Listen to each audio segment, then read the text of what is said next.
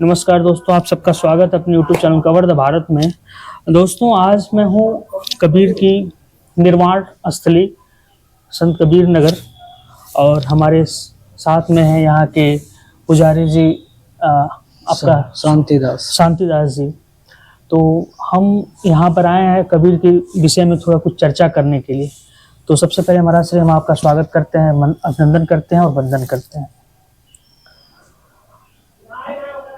महाराज श्री कबीरदास जी जो है इतने साल बाद भी इतने प्रासंगिक क्यों हैं? क्योंकि कबीर साहब ने किसी की लिखी लिखाई या सुनी सुनाई बात नहीं कही। कबीर साहब ने अपनी बात, अनुभव की बात कही। तू कहता कागज की देखी, मैं कहता अखंड देखी, तेरा मेरा मनमा कैसे एक होई रे। क्योंकि कबीर साहब ने सुनी सुनाई या पढ़ी पढ़ाई बात नहीं कही, जो अनुभव की बात थी वही लोगों में समझाई। वो अनुभव की बात कभी भी धुंधली नहीं होती ही, उसकी छवि कभी कम नहीं होती है। वो कबीर साहब ने सत्य की बात कही, असत्य की बात नहीं कही, इसलिए उनकी वाणी आज भी मान्य है, प्रसंगनीय है और आगे भी रहेंगी। कबीर के राम अलग हैं। कबीर साहब ने कहा, एक राम घटघट में लेटा, एक राम जगत पसारा, संतों का राम जग से न्यारा।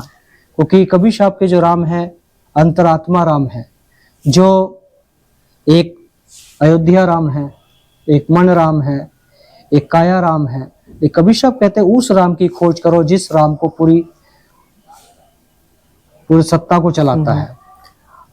कबीर साहब जो है कटाक्ष भी करते थे, चाहे वो हिंदू हो या मुसलमान हो। जैसे कि उन्होंने कटाक्ष किया, पोथी पढ़ पढ़ जगमुआ पंडित भयानक हो, ढाई आकर प्रेम का सो पढ़े सो पंडित हो। तो मतलब ये जो कटाक्ष है वो हिंदू मुसलमान बराबर करते थे। क्या उस समय भी इस तरह का जो 700 साल पहले भी इस तरह की बातें हुआ करती थी? कट्टरता उस समय भी थी क्या? आज तो कम है, उस समय ज्यादा थी जी। कबीर साहब ने हिंदू या मुस्लिम पर कटाक्ष नहीं की।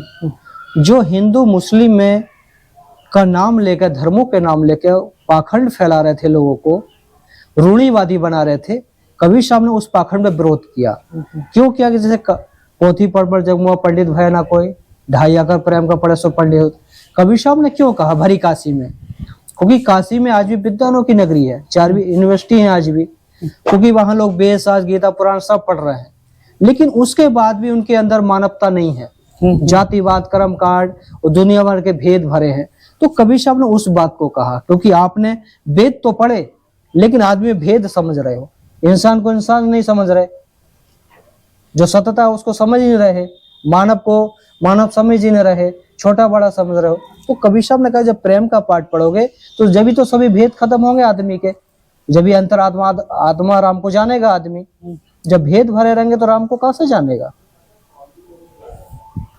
कबीर पंथी जो होते हैं वो हिंदू देवी देवताओं को नहीं मानते हैं, उनका अपनी एक विचारधारा, तो उस पर क्या कहेंगे आप? कबीर साहब ने कहा कि एक साधे सब सदे, सब साधे ना है। कबीर साहब कहते हैं भाई सबकी एक साथ प्राप्ति करोगे नहीं हो पाएगी, एक इष्ट देव को मानो तो आपको कुछ चीज की प्राप्ति हो जाएगी। वो कबीर साहब का राम है आत्मा राम। अब बाहर के भगवानों में हम घूमते रहेंगे कुछ नहीं मिलेगा। जब हम अपने आत्मा राम को जान लेंगे, माता पिता को जान लेंगे, भाई को जान लेंगे, तो भगवान तो स्वयं मिल जाएगा। जिसको कबीर साहब ने कहा कि ये मन निर्मल भया जैसे गंगा नीर, पाछे पाछे हरि फिरे कहत कबीर कबीर। जब मन ही हमारा निर्मल नहीं है, बाहर के भगवानों को ढूंढते रहे और माता पिता की सेवा नहीं करें, उनको भोजन नहीं दें, तो बाहर के देवी देवता पूजा करने से कुछ मिलेगा? तो कबीर साहब लॉजिक बताते कि भगवान यहाँ खड़ा, यहाँ नहीं खड़ा। मूर्ति में भगवान नहीं खड़ा, माता पिता के रूप में भगवान खड़ा है, इंसान के रूप में भगवान खड़ा, बहन के रूप में देवी खड़ी है, माता पिता के रूप में ब्रह्मा विष्णु महेश सब खड़े हैं। लेकिन उसको भूल गया, मूर्तियों में फंस गया आदमी। कबीर साहब उसको समझाते। कबीरदास जी मूर्ति पूजा का विरोध करते, हाँ इसीलिए करते थे। हाँ, क्योंकि आदमी मानवता को भूल गया, मूर्ति में फंस गया, मंदिर के पीछे लड़ रहा है। वो एक मंदिर को तोड़ के हम 1000 बार बना सकते हैं, इस मंदिर को तोड़ दे तो कोई नहीं बना सकता। कबीर की साधना पद्धति भी इसलिए अलग है। कबीर जी साधना पद्धति की बात करते हैं, उसमें सिर्फ मानव धर्म ही सर्वोपरि है। बस।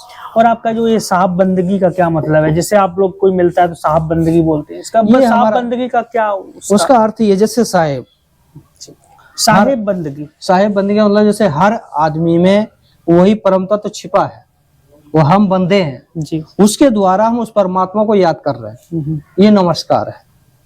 हर व्यक्ति में परमात्मा का हाँ साहेब बंदगी का मर्तबा, जी जी, मतलब कोई छोटा ऊंचा नीचा जात धर्म नहीं है, सभी के अंदर वो साहब है। बस बस, साहब, साहब मतलब ईश्वर का रूप। ईश्वर का रूप, जिसको कभी साहब ने कहा सब घट मेरे साइया सोनी से ना कोई, बलिहारी बांगट की जब प्रकट हो। इसका थोड़ा अर्थ तो कबीर साहब कहते हैं कि सभी जीव आत्मा में परमात्मा है, लेकिन जिसने प्रकट कर लिया, प्रकट जिसके हृदय में दया है, आत्मसात कर लिया उस चीज। हाँ, दया है, क्षमा है, संतोष है, धीर है, विचार है, गुण है, भक्ति है, सेवा है, माता पिता की सेवा करता है, तो उसके अंदर प्रकट है।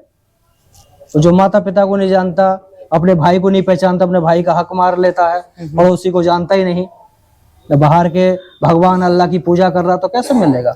कबीर की जो साधना पद्धति में दिखाया जाता है कि अगर बिल्कुल अलग है, जैसे कि अगर कोई प्यासा है तो कबीरदास जी और कोई होंगे तो बात करेंगे नदी की, तालाब की, कुएं की, लेकिन कबीर साहब जो होता है वो सीधे प्यास पानी लाके ग्लास का वो देने की बात करते हैं। हाँ, कबीरदास की जो साधना पद्धति ये है। कबीर साहब कहते हैं कि भूखे को भोजन, नंगे को चीर, इतना बातें सत्य कबीर जी। कबीर साहब कहते हैं आप भगवान के रोज आरती करते हो, है ना, एक दिन आरती मत करो, कोई उससे पहले कोई भूखा खड़ा तो उसको पानी पिला दो, आपकी पूजा हो गई। उसको भोजन खिला दो, आपकी पूजा हो गई। हमने आरती की, माता पिता हमारे भूखे मरे हैं। इसी पे एक चीज और जोड़ना चाहते हैं, कबीरदास जी जो होता है वो जैसे नाम जब कई लोग करते हैं कि हमें मोक्ष हो जाएगा, हर धर्म में हम उस धर्म पे नहीं जाना चाहते हैं। हाँ। तो लेकिन कबीरदास जी कहते हैं कि अगर हमें प्यास लगी, हम पानी पानी कहेंगे तो क्या मेरी प्यास मिट जाएगी? अगर हम नमक नमक कहेंगे तो क्या मेरा स्वाद नमकीन हो जाएगा? और मीठा मीठा बोलेंगे जपेंगे तो हमारे मुंह में शक्कर तो नहीं आ जाएगा? इस तरह को वो नाम जप का भी एक तरह से वो कटाक्ष का और विरोध करते हैं कि इससे कोई फायदा नहीं है, इससे मोक्ष की प्राप्ति नहीं हो सकती है, यद्यपि जो आप कर्म करेंगे उससे प्राप्ति होगी। तो इसको थोड़ा सा आप विस्तार से। जैसे कबीर साहब कहते हैं खाण कहे मुख मीठा, है ना जी जी। तो कबीर साहब कहते हैं कि हम मंत्र जाप करते हैं जी, और जो हमारी जिस धर्म की प्रक्रिया है वो सब लोग करते हैं जी, लेकिन उस धर्म के अंदर जो मानवता है जी, उसको भूल गए, उस सत्यता को भूल गए। तो कबीर साहब समझाना चाहते हैं अगर आपके अंदर वो मानवता ही नहीं है, इंसानियत ही नहीं है, तो माला जपने से, पूजा पाठ करने से वो आपका कोई फायदा नहीं होगा, कोई फर्क नहीं पड़ता। हाँ, पाथर पूजे हरि मिले तो मैं पूजो पहाड़, ताते जो चक्की पली पीस खाए संसार। कबीर साहब कहते अगर पत्थर पूजने से भगवान मिले तो मैं तो जाकर पहाड़ पूजू, जो और जल्दी मिल जाएगा। अगर उसे पूजने से भी ना मिले तो घर की चक्की भली है, वो जो आटा पीस रही है सभी लोग खाते हैं उससे, सब लोग खा रहे हैं उससे। चक्की का मतलब माता पिता भी चक्की रूपी है, वही तो हमारा पालन पोषण कर रहे हैं। इसी के साथ एक दोहा और बड़ा प्रासंगिक है, साईं इतना दीजिए जामे कुटुंब समाए, मैं भी भूखा न रहूं, साधु न भूखा। कहीं कहीं कबीरदास जी जो होते हैं आत्मसंतोष की बात करते हैं। बस। जैसे कि आज के समाज में, इससे हमको थोड़ा प्रेरणा भी ले सकते हैं इस दोहे से, कि जो आज के समय वर्तमान समय में लोग भागम भाग लगा हुआ है जीवन में, उनके बहुत सारे इसलिए डिप्रेशन में है कि दिन भर दौड़ रहे हैं, अनियमितता उनके जीवन में आ रही है क्योंकि मुझे धन कमाना है। तो कबीरदास जी का जो ये दोहा है कितना प्रासंगिक आज समय, जो 7 साल पहले ये बात समझ गए थे, उस समय तो उतनी टेक्नोलॉजी भी नहीं थी, लेकिन फिर भी क्या उस समय भी इतनी भागम भाग थी? क्या उस समय तो इतनी भागम भाग थी नहीं, फिर भी आज कितना भागम भाग है, उस समय तो थी नहीं 700 साल पहले। फिर कबीरदास जी इतना लंबा दूरदृष्टि कैसे देख लिए, जो आज के समय को देख लिए, और कहीं न कहीं इस दोहे में उनके आत्मसंतोष की बात झलकती है। और व्यक्ति जो है इतना डिप्रेशन में क्यों है? क्योंकि भागम भाग में है। तो कहीं न कहीं व्यक्ति को संतुलित मन को करने का भी एक रास्ता कबीरदास जी के इस दोहे से दिखता है। इसमें आप क्या कहेंगे? जैसे कबीर साहब ने कहा साही इतना दीजिए जामे कुटुंब समाए। कबीर साहब कहते हैं हे ईश्वर, हे परमात्मा, मुझे इतना ज्ञान दो, इतना धन दो, इतना मुझे बल दो जो उसको मैं समा सकूं, उस बल से, उस धन से, उस ज्ञान से मैं किसी का बुरा न करूं, मेरे अंदर अहंकार का बू नहीं आवे। जब हम अहंकार आएगा हमारे अंदर तो हम धन से किसी को, पड़ोसी को दबाएंगे, बल से दबाएंगे, वाणी से दबाएंगे। तो कबीर साहब कहते हैं कि अपने मन में इतनी संतुष्टि रहनी चाहिए कि उस विचारों का परिवर्तन हमारे हर समय मानवता के प्रति रहना चाहिए, नातक की घातक के प्रति। संतुष्टि होगी तो हम सबका भला चाहेंगे।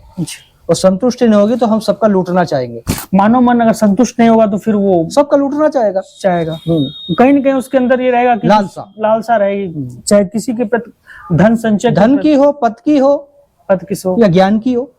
कबीरदास जी को मस्त मौला कवि कहते हैं। उनकी भाषा जो है सदुक्कड़ी भाषा थी। वो बाड़ी के डिक्टेटर भी कहा जाता थे आचार्य रामशुक्ल का।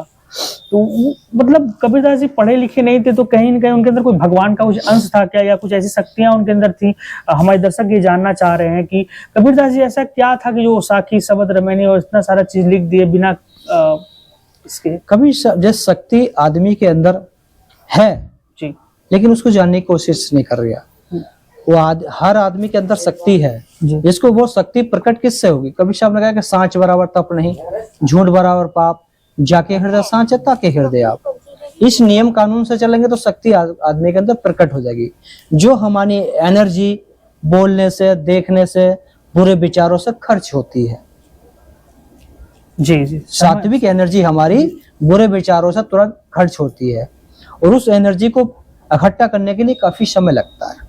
जैसे कि हम किसी सीढ़ी पे चढ़ने में एनर्जी ज्यादा लगेगी, उतरने में कुछ खत्म हो जाएगी तुरंत ही। तो यही है कि कबीर साहब गुरुत्व के विपरीत जाएंगे तो ज्यादा, नजदीक आएंगे तो हाँ पृथ्वी के नीचे आएंगे तो। क्योंकि कबीर साहब को जैसे लोग कहते हैं कबीर साहब अनपढ़ थे। जी, कबीर साहब ने कहा कि मसी कागज छो नहीं, कलम गयो नहीं हाथ। जी, कबीर मातम चारों जुगों की मुखी जनाई बात। कबीर साहब ने किसी वेद शास्त्र पुराण की नकल करके नहीं बोले, उन्होंने जो हृदय से जाना वही समाज को बताया। कबीरदास जी घुमक्कड़ी स्वभाव के थे, घूमते रहते हाँ, थे, लोगों को चेताते थे, बताते थे कि सत्य को जानो, मानवता को जानो। भगवानों के पीछे से झगड़ा कर रहे हो, कोई भगवान आपको बचाने नहीं आएगा। जी, इंसान बचाने आएगा। जी, अब एक भगवान के लिए हजारों जिंदे भगवान को मार दिए। मिट्टी के भगवान, पत्थर के भगवान रोज बना सकते हो, रोज तोड़ सकते हो, लेकिन जिंदे इंसान को आपने मार दिया तो इसको तो कभी नहीं बना सकते। श्री आपने अपना अमूल्य समय दिया, हमारे दर्शकों से बात की, लेकिन अंतिम चलते चलते हमारे दर्शकों को संदेश देना चाहते हो अपनी तरफ से, तो उसको थोड़ा हमारे दर्शकों को कुछ संदेश दे दें। देखिए, आज के समय में हमारी जो युवा पीढ़ी है नशे की तरफ ज्यादा जा रही है। तो कबीर साहब कहते हैं कि भांग, तमाकू, छूतरा, अपू और शराब कौन करेगा बंदगी, बे तो भया खराब। अगर हमारी युवा पीढ़ी नशे से दूर रहेगी, वो शिक्षा की तरफ जाएगी, हर तरह के व्यसन से दूर रहे, हाँ, वो शिक्षा की तरफ जाएगी तो हमारा देश बहुत आगे जाएगा। जो हमारे कुछ राजनीति के लोग हों, चाहे साधु भेष में है, जो सियासत की बात करते हैं, उन लोगों से दूर रहे।